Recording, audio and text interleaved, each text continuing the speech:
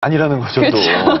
정말 어려운 길입니다. 네. 그럼 김희중 군이 과학영재로 합격할 때는 그쪽에는 경쟁률이 얼마나 됐습니까? 아마도 공부 쪽이니까 보컬보다는 많이 줄은데요.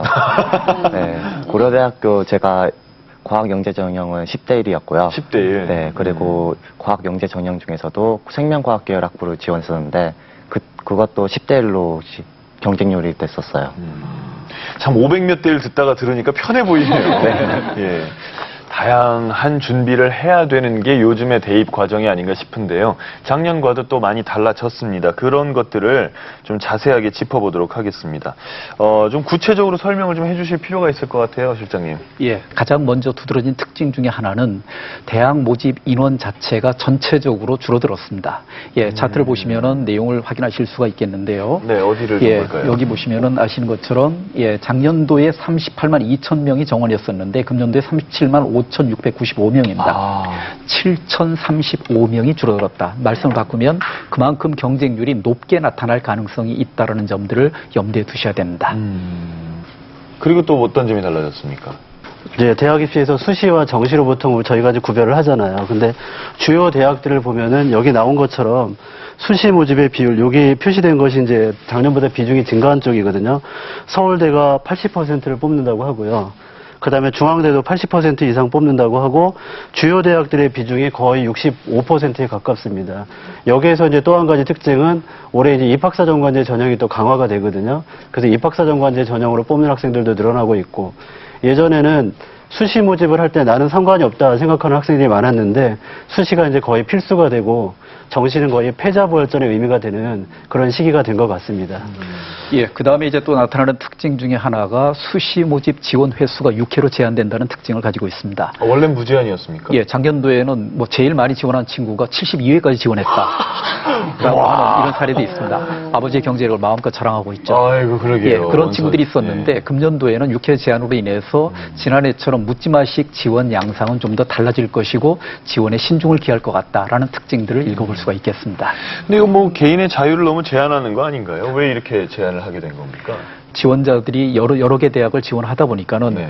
그 어떤 금전적인 면에서도 문제가 될 수 있고요. 또 대학에서도 실질적으로 필요한 학생들이 지원을 해서 선발을 해야 되는데 묻지마식으로 지원하다 보니까 상당히 혼란을 야기하는 이런 특징 때문에 제안을 하고 있습니다. 그렇군요. 아니, 근데 이 자리에 오신 고3 수험생 어머님들도 마찬가지고 저도 그렇고요. 아니, 아이들 일생이 걸린 문제잖아요, 어떻게 보면. 근데 이게 6회로 제한이 된다니까 저희가 사실 돈이 문제가 아니라 될 수 있으면 이렇게 많이 지원하고 싶은 심정들이실 거예요.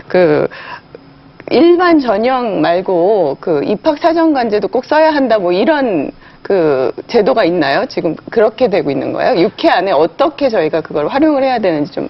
6회를 써야 된다 얘기가 나왔을 때 상당히 불만들이 많으셨어요. 네. 왜 하필 올해부터 시작하느냐. 이제 전체적인 공감대로는 6회 쓰는 게 맞다고 얘기들 하시는데 이제 당장 자신의 자녀분들 입장이 됐을 땐 얘기가 달라지시더라고요. 근데 어떤 면에선 이렇게 무제한으로 썼을 때 선생님들도 편했습니다. 그냥 위에서부터 쭉 내려가다 보면 자신의 성적대에 맞는 대학을 몇 개 쓰기 때문에 이제 수시에서 붙는 학생들이 꽤 있었는데 올해는 전략적인 좀 접근이 필요할 것 같고요. 입학사정관 전형 얘기를 하셨는데 입학사정관 전형은 사실은 좀 준비가 된 학생들이 쓸 수 있는 그런 전형입니다. 더군다나 6회밖에 쓰지 못하는 상황에서 입학사정관 전형을 이렇게 무리하게 지원했다면은 바로 이제 실패하는 경우가 될 수 있거든요. 그래서 이런 부분은 학교에서 담임선생님하고 충분히 상담을 하셔서 우리 아이가 어디를 쓸 수 있을지 담임선생님 얘기하실 때 좀 쓴소리로 들릴지 모르겠지만 잘 수긍하시는 것도 하나의 방법이다 이렇게 생각을 합니다. 네. 그다음에 이제 원서 접수 양상이 좀 달라졌습니다. 지난해하고 달라진 점 중에 하나가 1회차 접수와 2회차 접수로 나누어서 접수를 하게 된다는 특징이 있습니다. 1회차 접수는 8월 16일부터 9월 11일 사이에 대학에서 선택한 3일 이상의 기간 동안에 접수를 하도록 되어 있고요. 2회차 접수는 작년도 같은 경우는 쭉 꾸준하게 그냥 12월까지 접수를 할 수 있도록 되어 있었는데 금년도 같은 경우는 11월 수능 마친 11월 8일 이후에 11월 12일부터 16일 사이에 또 접수를 할 수 있도록 되어 있습니다. 1회차 접수에다가 몇 번을 접수할 건지 2회차 접수에다가 몇 번을 놔둬서 나중에 수능 끝나고 나서 수능 성적을 보면서 접수할지 하는 전략적인 대비가 필요하다는 특징도 있습니다. 일단 6회 모집이라는 게 뭐 작년